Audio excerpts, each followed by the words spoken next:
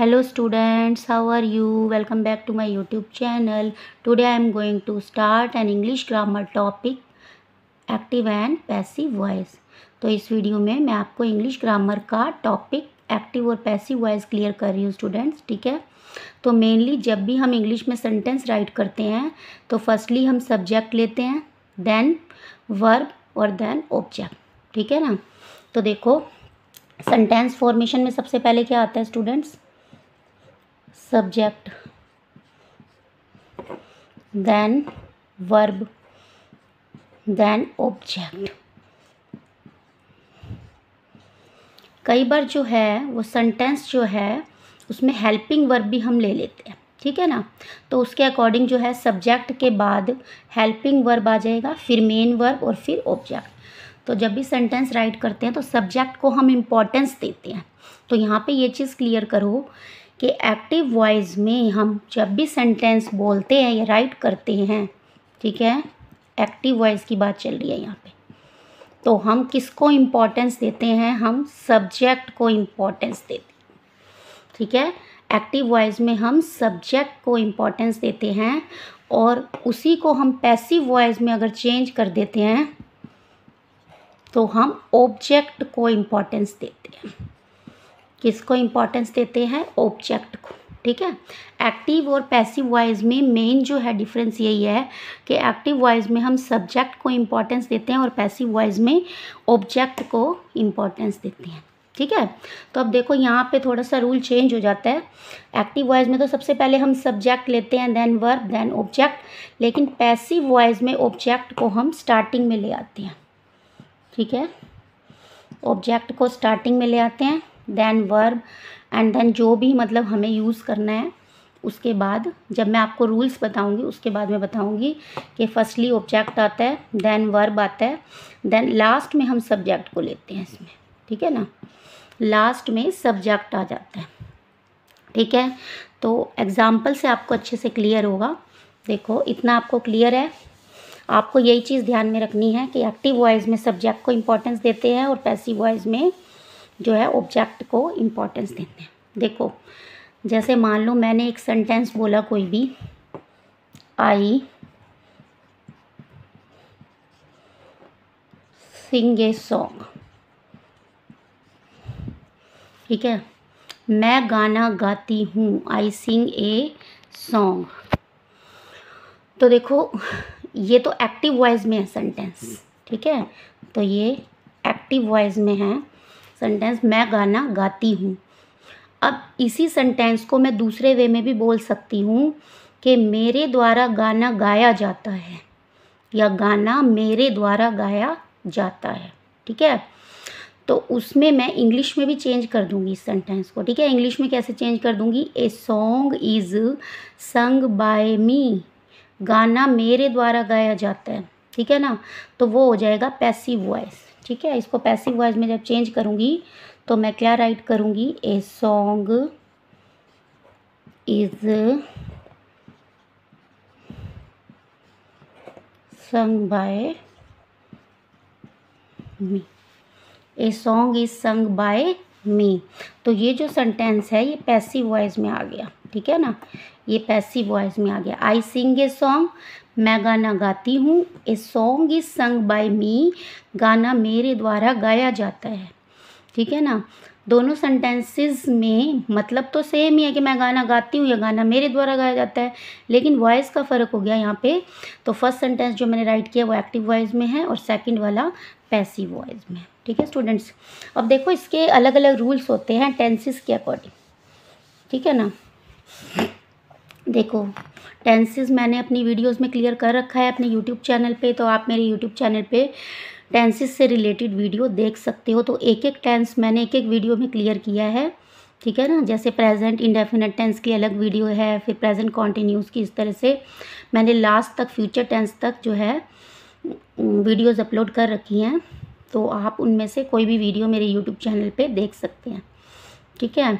तो आज मैं आपको बता रही हूँ simple present tense.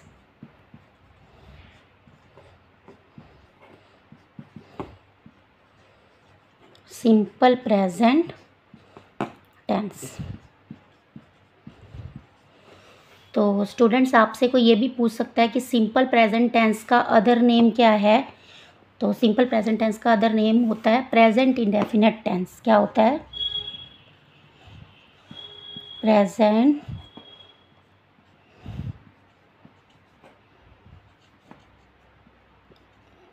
Indefinite tense. तो सिंपल प्रेजेंट टेंस का ही अदर नेम है प्रेजेंट इंडेफिनिट टेंस। तो देखो सिंपल प्रेजेंट टेंस का पहले रूल एक बार देख लो। वैसे तो टेंसेस आप लोगों को क्लियर भी होंगे, जिसको क्लियर नहीं है तो वो रूल समझ लो। सिंपल प्रेजेंट टेंस में हम क्या यूज़ करते हैं? सबसे पहले स्टूडेंट्स सब्जेक्ट प्लस वर्ब की first form plus S E S I E S and plus object. तो एक तरह से ये स्ट्रक्चर है, ठीक है, सिंपल प्रेजेंट टेंस का। सबसे पहले हम सब्जेक्ट का यूज़ करते हैं, देन वर्ब की फर्स्ट फॉर्म, ठीक है, then S E S and I E S, then object. और S E S I E S भी हम किस किस के साथ यूज़ करते हैं वो भी देख लो स्टूडेंट्स। सबके साथ यूज़ नहीं करते। S E S I E S जो है हम ओनली सिंगुलर सब्जेक्ट के साथ यूज़ करते हैं, ठीक है, ध्यान रखना। सिंगुलर, सिंगुलर में क्या आएगा students? He she it, he she it. And singular कोई भी सब्जेक्ट आ जाए उसके वर्ब के साथ, ठीक है ना, वर्ब के साथ हम एस ई एस और आई ई एस का यूज़ करते हैं। अदरवाइज़ कोई भी सब्जेक्ट आ जाए, प्लूरल में कुछ भी आ जाए, प्लूरल में भी देखो प्लूरल तो है ही है, ठीक है, साथ में आई वी दे, ठीक है। आई वी दे में से कुछ आ जाए या प्लूरल कोई भी सब्जेक्ट आ जाए तो उनके वर्ब के साथ हम एस ई एस और आई ई एस का यूज़ नहीं करते, ठीक है। ये ध्यान देना है आपने, ये रूल है और ये रूल ध्यान में रखना है, ठीक है। जैसे ही ड्रिंक्स द मिल्क, वह दूध पीता है, लेकिन अगर इसकी जगह मैंने आई लगा दिया तो आई ड्रिंक्स नहीं आएगा, गलत हो जाएगा वो, आई ड्रिंक द मिल्क होगा फिर, ठीक है ना। वी है तो we drink the milk, she है तो शी ड्रिंक्स द मिल्क, ठीक है। तो ये ध्यान रखना है आपने। सिंपल प्रेजेंट टेंस का ये रूल है कि सबसे पहले हम सब्जेक्ट प्लस वर्ब की first form plus S E S I E S का यूज़ करते हैं एंड देन ऑब्जेक्ट का। और साथ में S E S I E S भी मैंने आपको बता दिया कि कब कब यूज़ होता है। ही शी इट और सिंगुलर सब्जेक्ट के वर्ब के साथ हम एस ई एस और आई ई एस का यूज़ करेंगे, ठीक है। और अगर हमारे पास सब्जेक्ट आई वी दे या प्लूरल कोई भी सब्जेक्ट आ जाए, प्लूरल में कुछ भी आ सकता है, द चिल्ड्रन आ सकता है, द टीचर्स आ सकता है, ठीक है, द स्टूडेंट्स आ सकता है, तो उनके वर्ब के साथ हम S E S I E S use नहीं करेंगे। जैसे मान लो द स्टूडेंट आ गया, ठीक है, तो उसके किस वर्ब के साथ हम एस ई एस लगाएंगे। द चिल्ड्रन आ गया, जैसे द चिल्ड्रन है, द चिल्ड्रन फ्लाइज आएगा या फ्लाई आएगा? The children fly. लेकिन द चाइल्ड आ गया तो द चाइल्ड फ्लाइज आएगा, ठीक है। तो सिंगुलर और प्लूरल का और ये रूल आपको ध्यान रखना है कि एस ई एस कहाँ यूज़ करते हैं। अब देखो सिंपल प्रेजेंट टेंस में ये जो मैंने आपको रूल बताया है ये तो एक्टिव वॉइस का हो गया, ठीक है। देखो एक मैं आपको एग्जाम्पल बता रही हूँ, जैसे शी washes the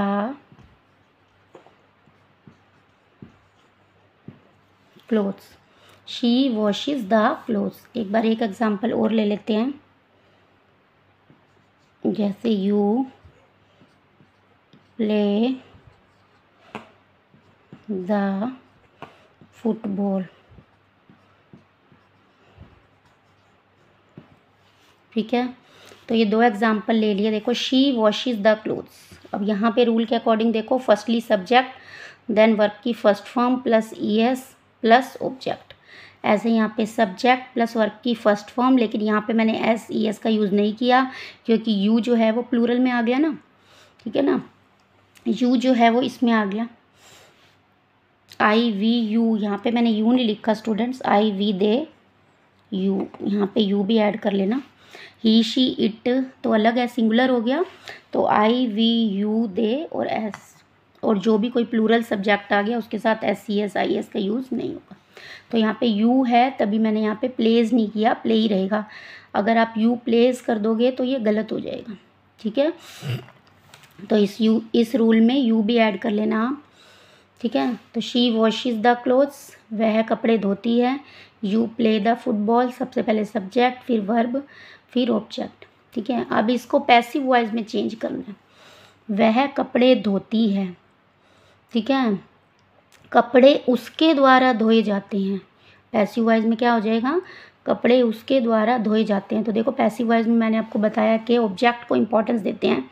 तो यहाँ पे ये जो है ऑब्जेक्ट है हमारा, ध्यान रखना।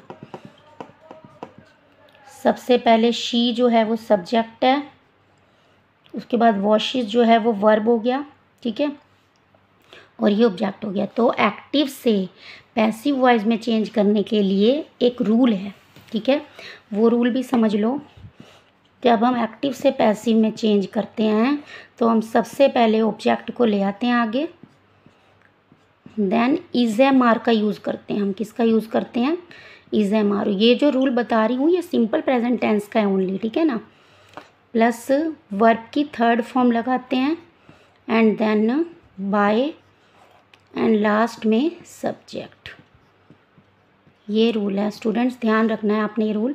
सबसे पहले हम ऑब्जेक्ट को ले आएंगे, then is am are, is am are में से हम कुछ भी यूज़ करेंगे, ठीक है, ऑब्जेक्ट के अकॉर्डिंग, प्लस वर्ब की third form, plus by, plus subject. आपको ये चीज़ ध्यान रखनी है कि एक्टिव से जब भी पैसिव वॉइस में हम चेंज करते हैं तो वर्ब की हमेशा थर्ड फॉर्म आती है, चाहे टेंस कोई सा भी हो, चाहे प्रेजेंट टेंस हो, पास्ट टेंस हो, फ्यूचर टेंस हो, या इसका कोई भी टाइप हो, तो हम वर्ब की थर्ड फॉर्म ही लगाते हैं, ध्यान रखना, ठीक है।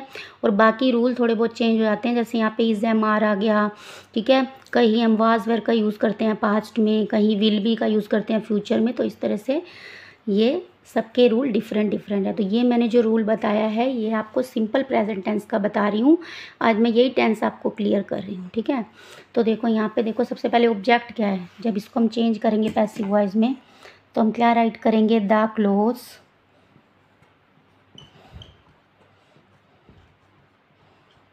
ठीक है। द क्लोथ्स है, प्लूरल है तो इसके साथ हम आर लगाएंगे, आर। और वॉश, वॉश की थर्ड फॉर्म क्या हो गई, वॉश्ड, ठीक है। देन बाय, शी किस में चेंज होगा स्टूडेंट्स, यहाँ पे हर में, ठीक है। शी का शी मत कर देना, तो इसमें रूल फॉलो होगा। जैसे ही जो है वो हिम में चेंज हो जाएगा, शी हर में चेंज हो जाएगा, इट में ही चेंज होगा, दे देम में चेंज हो जाएगा, यू का यू ही रहेगा, वी अस में चेंज हो जाएगा।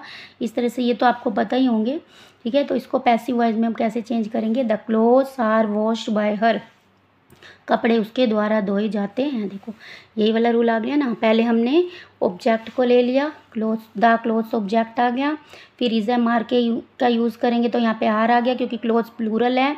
फिर वॉश की third form washed, plus by, plus she को हर में चेंज कर दिया, सब्जेक्ट सबसे लास्ट में जाएगा, ठीक है। देखो नेक्स्ट वाला देखो, यू प्ले द फुटबॉल, तो क्या आएगा, सबसे पहले ऑब्जेक्ट द फुटबॉल, फुटबॉल तो सिंगुलर है तो इसके साथ इज लगाएंगे, प्ले की थर्ड फॉर्म प्लेड, ठीक है। The football is played by, you का यू ही रहेगा, यू का यू ही रहेगा, कोई चेंज नहीं आएगा, ठीक है स्टूडेंट्स। तो ये दो एग्जाम्पल मैंने आपको बता दिए, तो आपको क्लियर हो गया होगा, ठीक है। तो 2-3 एग्जाम्पल मैं आपको और क्लियर कर देती हूँ जिससे आपको अच्छे से क्लियर हो जाएगा।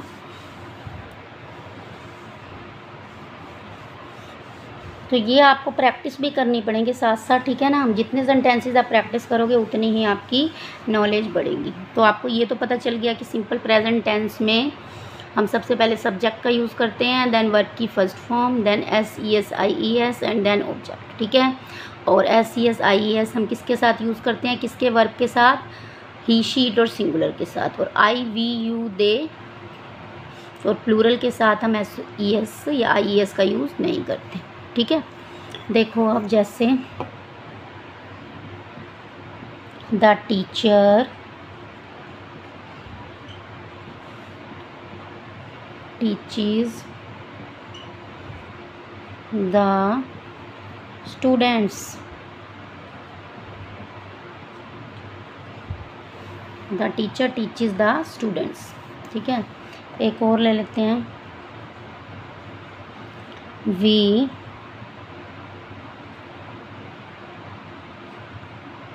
बाय ए कार। ठीक है, the teacher teaches the students. ठीक है, ये तो सिंपल प्रेजेंट टेंस हो गया एक्टिव वॉइस में। अब इसको पैसिव वॉइस में चेंज करने के लिए द स्टूडेंट्स आगे आ जाएगा। ठीक है, द स्टूडेंट्स, प्लूरल है स्टूडेंट्स तो आर, टीच की थर्ड फॉर्म क्या होती है, टोट। क्या होती है स्टूडेंट्स, टोट, ध्यान रखना। The students are taught by, subject क्या है, द टीचर, तो द टीचर जो है वो लास्ट में चला जाएगा। ठीक है, the students are taught by the teacher.